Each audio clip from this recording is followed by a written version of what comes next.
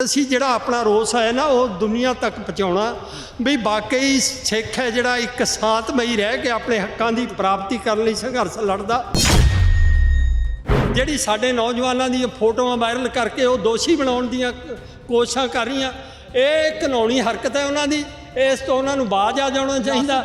ਅਸੀਂ ਨੌਜਵਾਨਾਂ ਦੇ ਨਾਲ ਖੜੇ। ਇਹ ਸਰਕਾਰ ਜਿਹੜੀ ਹੈ ਇਸ ਤਰ੍ਹਾਂ ਦੇ ਝੂਠੇ ਲਾਰੇ ਲਾ ਕੇ ਝੂਠੇ ਵਾਅਦੇ ਕਰਕੇ ਮੁੱਕਰਦੀ ਰਹੀ ਹੈ। ਇਹ ਸਰਕਾਰ ਦਾ ਵੀ ਹਾਲ ਉਹੀ ਹੋਣਾ ਜਿਹੜੀ ਪਿਛਲੇ ਸਰਕਾਰ। ਭਾਈ ਗੁਰਦੀਪ ਸਿੰਘ ਖਹਿੜਾ ਜਿਹੜਾ ਪਹਿਲਾਂ ਵੀ 2-2 ਮਹੀਨੇ 6-6 ਮਹੀਨੇ ਪੈਰੋਲ ਕੱਟ ਕੇ ਗਿਆ, ਵੀ ਉਹਦੇ ਖਿਲਾਫ ਕੋਈ ਸਰਕਾਰ ਨੂੰ ਰਿਪੋਰਟ ਮਿਲੀ ਹੈ ਜਿਸ ਤੋਂ ਸ਼ਾਂਤੀ ਭੰਗ ਹੁੰਦੀ ਹੋਏ। ਪ੍ਰਸ਼ਾਸਨ ਦਾ ਚੰਡੀਗੜ੍ਹ ਵੱਲੋਂ ਕੋਈ ਮਿਲਣ ਨਹੀਂ ਆਇਆ। ਉਹ ਤਾਂ ਜਿਹੜੇ ਪਾਪ ਕਰ ਰਹੇ ਆ ਉਸ ਕਰਕੇ ਉਹ ਸਾਹਮਣੇ ਆਉਣ ਨੂੰ ਤਿਆਰ ਨਹੀਂ ਹੈ। ਪਰ ਅਸੀਂ ਜਿਹੜਾ ਆਪਣਾ ਰੋਸ ਹੈ ਨਾ ਉਹ ਦੁਨੀਆ ਤੱਕ ਪਹੁੰਚਾਉਣਾ ਵੀ ਵਾਕਈ ਸਿੱਖ ਹੈ ਜਿਹੜਾ ਇੱਕ ਸ਼ਾਂਤਮਈ ਰਹਿ ਕੇ ਆਪਣੇ ਹੱਕਾਂ ਦੀ ਪ੍ਰਾਪਤੀ ਕਰਨ ਲਈ ਸੰਘਰਸ਼ ਲੜਦਾ। ਪਰੰਤੂ ਸਰਕਾਰਾਂ ਇਹ ਉਸ ਨੂੰ ਸੁਣਨ ਨੂੰ ਵੀ ਤਿਆਰ ਨਹੀਂ। ਇਹ ਸਰਕਾਰਾਂ ਦੀ ਨਲਾਇਕੀ ਇਹ ਹੈ ਜਿਹੜੀ ਸਾਹਮਣੇ ਨਹੀਂ ਆ ਰਹੀ। ਬਾਪੂ ਜੀ, ਪਬਲਿਕ ਨੋਟਿਸ ਇੱਕ ਤਿਆਰ ਕੀਤਾ ਚੰਡੀਗੜ੍ਹ ਪੁਲਿਸ ਨੇ, ਤਾਂ ਉਹਨੂੰ ਕਿਵੇਂ ਦੇਖਦੇ ਹੋ? ਨੌਜਵਾਨ ਚੁੱਕੇ ਜਾ ਸਕਦੇ ਨੇ? ਬਿਲਕੁਲ ਨਹੀਂ। ਦੇਖੋ, ਅਸੀਂ ਨੌਜਵਾਨਾਂ ਦੇ ਨਾਲ ਖੜੇ ਹਾਂ। ਨੌਜਵਾਨ ਸਾਡੇ ਹੈ। ਨੌਜਵਾਨ ਇਸ ਸੰਘਰਸ਼ ਦੀ ਰੀੜ੍ਹ ਦੀ ਹੱਡੀ ਹੈ।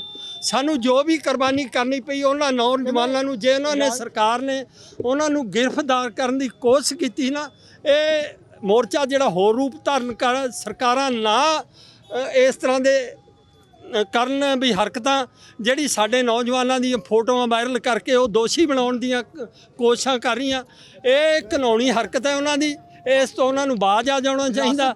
ਅਸੀਂ ਨੌਜਵਾਨਾਂ ਦੇ ਨਾਲ ਖੜੇ। ਹਿਰਾਸਤ 'ਚ ਵੀ ਲਿੱਤਾ ਗਿਆ ਕਹਿੰਦੇ ਕੁਝ ਨੌਜਵਾਨਾਂ ਨੂੰ। ਦੇਖੋ, ਅਜੇ ਤੱਕ ਕਿਸੇ ਨੇ ਨਹੀਂ ਲਿਆ। ਜੇ ਲਿਆ ਫਿਰ ਇਸ ਤੋਂ ਕੋਈ ਅਗਲਾ ਪ੍ਰੋਗਰਾਮ ਤਕੜਾ ਦਿੱਤਾ ਜਾਵੇਗਾ ਕੌਮ ਨੂੰ। ਤੁਸੀਂ ਵੀ ਨਾਲ ਉੱਥੇ ਤੱਕ ਜਾਓਗੇ, ਬੈਰੀਕੇਟਿੰਗ ਤੱਕ ਅਗਵਾਈ ਕਰਦੇ? ਦੇਖੋ, ਅਸੀਂ ਇੱਥੇ ਤੱਕ ਰਵਾਨਗੀ ਕਰਨ ਆਏ ਹਾਂ ਕਿ ਜੋ ਪ੍ਰੋਗਰਾਮ ਹੈ ਇੱਥੇ ਤੋਂ 31 ਮੈਂਬਰਾਂ ਦਾ ਜਥਾ ਹੀ ਰਵਾਨਾ ਹੋਏਗਾ।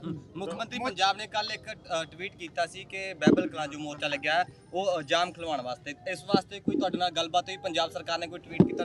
ਨਹੀਂ, ਪਹਿਲਾਂ ਬਾਈਬਲ ਕਲਾਂ ਜਿੱਥੇ ਇਹਦੇ ਸਰਕਾਰ ਦੇ ਨੁਮਾਇੰਦੇ, ਸਰਕਾਰ ਦੇ ਮੰਤਰੀ ਉੱਥੇ ਵਾਅਦੇ ਕਰਕੇ ਆਏ, ਉਹਨਾਂ ਨੂੰ ਤਾਂ ਪੂਰਾ ਕਰ ਦੇਣ। ਜਿਹੜਾ ਜਾਮ ਖਲਾਇਆ ਕੀ ਉਹ ਪੂਰਾ ਕਰ ਦੇਣਗੇ? ਇਹ ਸਰਕਾਰ ਜਿਹੜੀ ਹੈ ਇਸ ਤਰ੍ਹਾਂ ਦੇ ਝੂਠੇ ਲਾਰੇ ਲਾ ਕੇ ਝੂਠੇ ਵਾਅਦੇ ਕਰਕੇ ਮੁੱਕਰਦੀ ਰਹੀ ਹੈ।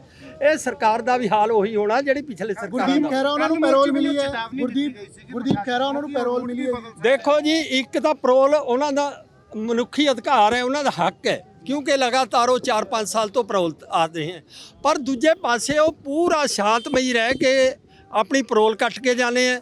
ਜਿਹੜਾ ਸਰਕਾਰ ਕਹਿੰਦੀ ਹੈ ਵੀ ਇਹਨਾਂ ਦੇ ਆਉਣ ਨਾਲ ਅਮਨ ਸ਼ਾਂਤੀ ਭੰਗ ਹੁੰਦੀ ਹੈ, ਉਹ ਉਹਨਾਂ ਨੂੰ ਦੇਖ ਲੈਣਾ ਚਾਹੀਦਾ। ਭਾਈ ਗੁਰਦੀਪ ਸਿੰਘ ਖਹਿੜਾ ਜਿਹੜਾ ਪਹਿਲਾਂ ਵੀ 2-2 ਮਹੀਨੇ 6-6 ਮਹੀਨੇ ਪੈਰੋਲ ਕੱਟ ਕੇ ਗਿਆ, ਵੀ ਉਹਦੇ ਖਿਲਾਫ ਕੋਈ ਸਰਕਾਰ ਨੂੰ ਰਿਪੋਰਟ ਮਿਲੀ ਹੈ ਜਿਸ ਤੋਂ ਸ਼ਾਂਤੀ ਭੰਗ ਹੁੰਦੀ ਹੋਏ। ਸੋ ਹੁਣ ਉਹ 2 ਮਹੀਨੇ ਦੀ ਪੈਰੋਲ ਤੇ ਆਏ ਆ, ਉਹਨਾਂ ਦਾ ਹੱਕ ਹੈ। ਇਹ ਕੋਈ ਸਰਕਾਰ ਤੋਂ ਕੋਈ ਕਿਸੇ ਤਰ੍ਹਾਂ ਦੀ ਭੀਖ ਨਹੀਂ ਹੈ। ਉਹ ਪੈਰੋਲ ਤੇ ਕਦੋਂ ਤੱਕ ਐਵੇਂ ਜਾਰੀ ਰਹੇਗਾ? ਕੱਲ ਚੇਤਾਵਨੀ ਦਿੱਤੀ ਗਈ ਸੀ ਕਿ ਮੋਰਚੇ ਵੱਲੋਂ ਕਿ ਅੱਜ ਰੂਟ ਜੋ ਹੈ ਬਦਲਿਆ ਵੀ ਜਾ ਸਕਦਾ ਹੈ, ਜਿਸ ਤਰੀਕੇ ਨਾਲ ਚੰਡੀਗੜ੍ਹ ਪ੍ਰਸ਼ਾਸਨ ਜਾਣ ਨਹੀਂ ਦੇ ਰਿਹਾ ਅੱਗੇ। ਨਹੀਂ, ਅਜੇ ਸਟੇਜ ਤੋਂ ਕੋਈ ਇਸ ਤਰ੍ਹਾਂ ਦੀ ਨਹੀਂ। ਜੋ ਹੋਏਗਾ ਉਹ ਇੱਕ ਦਿਨ ਪਹਿਲਾਂ ਪ੍ਰੋਗਰਾਮ ਅਨਾਉਂਸ ਕਰ ਦਿੱਤਾ ਜਾਵੇਗਾ, ਰਸਤਾ ਬਦਲਣ ਦਾ ਜਾਂ ਜੋ ਵੀ ਪ੍ਰੋਗਰਾਮ। ਪਰ ਫਿਲਹਾਲ ਇਹੀ ਪ੍ਰੋਗਰਾਮ ਜਿਹੜੇ ਰੂਟ ਤੇ ਜਾ ਰਹੀਆਂ ਸੰਗਤਾਂ ਉਸੇ ਤੇ ਹੀ ਜਾਣਗੀਆਂ।